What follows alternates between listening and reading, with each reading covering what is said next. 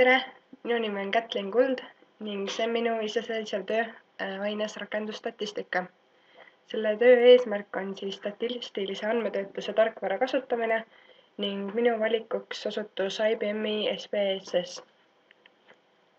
Ja iseseisva töö käigus on vajalikud läbida praktikumid 6 ja 9 ehk siis arvnäitajad ja korrelatsioon ja hajuvusdiagramm. Kõigepealt siis avan selle programmi.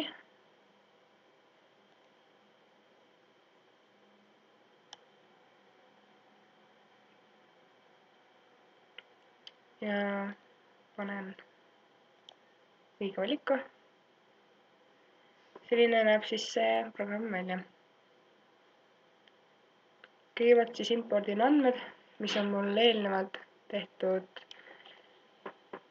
õiges formaadis, ehk siis Excelit see programm ei loe, peab olema tekstifail.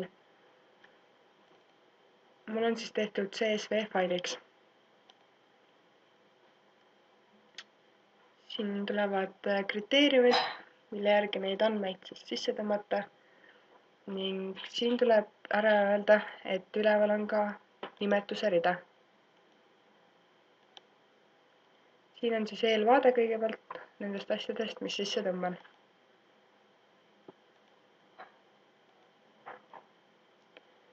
Tulid ilusti need andmed ja nendest tuleb siis teha arvnäitajad. Selleks võtan Analyze, Descriptive Statistics ja edasi Frequencies. See tuleb teha vanuse kohta.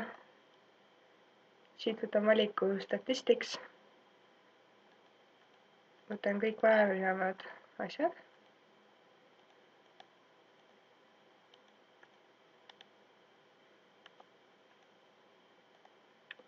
Ja Charts ehk võtan histogrammid.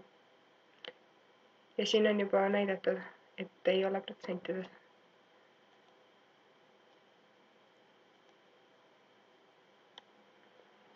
Siin on siis kõik andmed, miinimumid, maksimumid, koond ja nii edasi.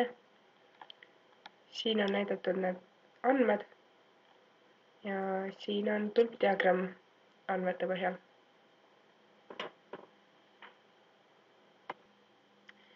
Teises osas tuleb siis teha korrelatsioon.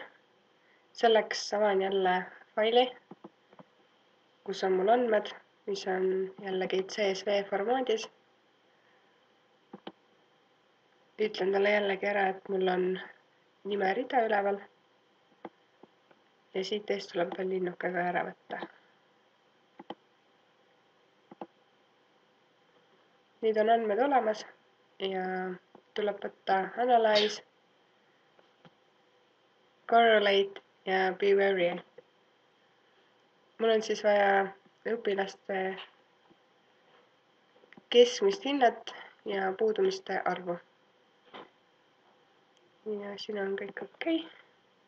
Ja tulebki korrelatsiooni tabel. Ja minul tuleb siis -92 siin. Ja hajuvusdiagrammi ma kahjuks ei leidnud sellest programmist.